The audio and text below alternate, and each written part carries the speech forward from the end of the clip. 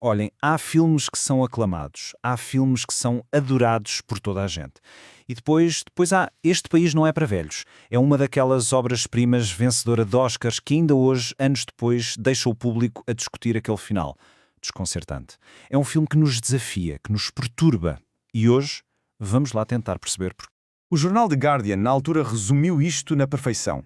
Sombrio, violento, apocalíptico e triunfante. Estas palavras, captam a escala do filme. Isto não é um thriller qualquer, é algo muito, mas muito mais profundo. Tem uma intensidade quase bíblica, que nos avisa logo à partida para a viagem implacável que vamos fazer. A história, na sua essência, até parece bastante simples. Temos o Llewellyn Moss, um veterano do Vietnã, que do nada encontra uma mala com 2 milhões de dólares no meio do deserto. A decisão dele de ficar com o dinheiro, essa decisão lança-o numa perseguição com uma das figuras mais aterradoras da história do cinema. E aqui é que está a questão central. Se a base da história é tão familiar, o que é que leva Este País Não É Para Velhos ao estatuto de clássico moderno? Olhem, a resposta não está bem naquilo que acontece, mas em como acontece. E talvez mais importante ainda, naquilo que o filme se recusa a dar-nos. Ok, para percebermos o filme, temos mesmo de olhar para os seus 3 pilares. São 3 personagens que, no fundo, representam 3 respostas diferentes à violência avassaladora que define toda esta história. E aqui está a dinâmica do filme completamente estilada. Temos o Moss, o homem comum, que, sem querer, desencadeia o caos todo. Temos o Shigrar, que não é um simples vilão. É quase uma força da natureza, algo sobrenatural. E depois, o Sheriff Bell, que observa tudo a tentar encontrar um sentido que, parece, já desapareceu do mundo. A forma como cada um deles lida com a violência vai definir o seu destino. O Llewellyn Moss é a nossa porta de entrada na história. É um tipo competente, um sobrevivente que foi moldado pela guerra e que acredita que é mais esperto que o jogo em que se meteu. A sua falha trágica é exatamente essa. Ele acha que consegue controlar e superar uma situação que é por natureza incontrolável. É como se ele estivesse a jogar xadrez, enquanto o universo está a jogar a roleta russa. E depois temos o Sheriff Bell. Ele é a alma do filme. Um homem bom de uma era que já passou, que de repente se vê confrontado com uma crueldade que ele já nem sequer consegue processar. Cada cena de crime que ele investiga parece confirmar o seu pior medo, que o mundo mudou, de uma forma irreversível. É ele o homem velho do título, que sente que este país de facto já não é para si. E agora, vamos à figura que assombra o filme inteiro, a personagem que nos deixa a pensar nela durante a noite. Vamos falar sobre Anton Chigurh e a natureza do seu mal. O grande crítico Roger Ebert resumiu-o na perfeição. O Chigurh não é motivado por dinheiro ou por poder, pelo menos não da forma como nós entendemos. Ele é a personificação de um mal que não se explica. Ele simplesmente é. E essa falta de um motivo claro torna-o ainda mais aterrador. Pois e aqui está o paradoxo que o torna fascinante. A violência do Chigurh não é aleatória, ele segue um código pessoal, um código retorcido e absolutamente implacável. Os seus princípios não são morais, são quase como as leis da física no seu universo.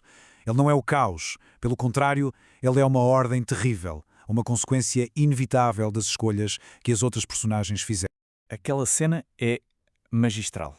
Não há violência a sério, só uma tensão verbal que é quase insuportável. A vida e a morte decididas ao acaso, ou, como o Chigurh vê as coisas, pelo destino que aquela moeda carregou até aquele preciso momento. É aí que percebemos que ele não é só um assassino. É uma espécie de profeta da morte. E isto leva-nos ao elefante no meio da sala, o final.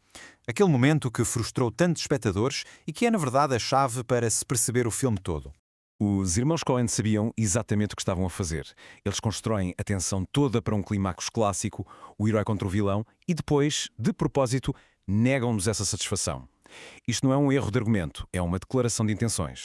O ponto fulcral é este. Esperamos o grande confronto final. Mas a morte do Moss acontece fora de cena. Nós nem a vemos.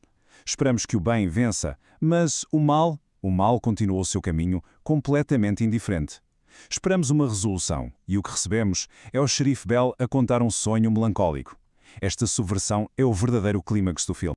Mas então, se o final é tão insatisfatório para tanta gente, por que é considerado perfeito? Vamos lá analisar a lógica por trás desta escolha tão arrojada. É esta a tensão que define o legado do filme. A perfeição dele não está em satisfazer as nossas expectativas, mas sim em ser absolutamente fiel à sua própria visão sombria do mundo. E isto basicamente ilustra a tese do filme de uma forma brilhante. Primeiro, mostra que a violência só gera mais violência, como se vê com o Moss.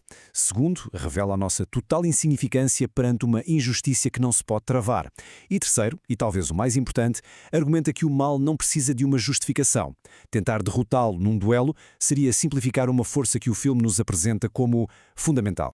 O destino do Xerife Bell é a conclusão lógica disto tudo. Ele sobrevive porque se afasta, porque reconhece que não consegue combater esta força. Só que a sua sobrevivência tem um custo altíssimo. A sua esperança e a sua visão do mundo são destruídas. Ele torna-se, literalmente, o homem velho para o qual este novo país já não tem lugar. E esta é a ideia final com que ficamos. Este país não é para velhos, não acaba. Fica connosco a assombrar-nos. Aquele final insatisfatório obriga-nos a pensar na violência, no acaso e no lugar da moralidade no mundo que parece indiferente. Não nos dá respostas fáceis e é precisamente por isso que, mesmo sendo frustrante, é absolutamente perfeito.